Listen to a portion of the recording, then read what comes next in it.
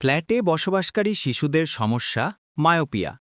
Myopia হল ক্ষীণদৃষ্টি, যেখানে কাছের জিনিস দেখতে অসুবিধা না হলেও দূরের জিনিস আবছা আবছা লাগে, যেমন লেখা পড়তে না পারা বা সাইনবোর্ড বা ব্ল্যাকবোর্ড স্পষ্ট দেখা না যাওয়া ইত্যাদি।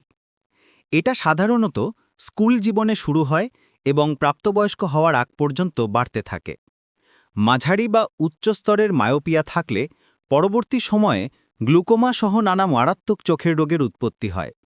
বিশেষজ্ঞরা বলছেন, মায়োপিয়া সারানো যায় না, তবে সঠিক পদ্ধতিতে চিকিৎসা করলে রোগ বাড়ার গতিটা কম হবে। সম্প্রতি পৃথিবীর 3 দেশে পরিচালিত সব গবেষণায় প্রায় একই ফল মিলেছে। গ্রামের বিদ্যালয়ের শিশুদের চোখের দৃষ্টি সমস্যা শহরের শিশুদের তুলনায় নেই বললে চলে। শহরে বসবাসকারীদের, বিশেষ করে অ্যাপার্টমেন্টে বসবাসকারী শিশুদের মধ্যে মায়োপিয়ার হার বেশি। তাই ফ্ল্যাট যত ছোট বা বড় হোক, শিশু যেন চাইলেই দিনের আলোতে আসতে পারে এবং রাতের তারাভরা আকাশ দেখতে পারে, এমন ব্যবস্থা করতে হবে। শিশুদের স্ক্রিন টাইম কমানো এবং বাইরে খোলা পরিবেশে খেলাধুলা করতে উৎসাহিত করতে হবে। কম আলোয় পড়া বা কাজ করা থেকে বিরত থাকতে হবে। শিশুকে দৈনিক 1 ঘন্টা দিনের আলোয় বাইরে থাকার সময় করে দিন।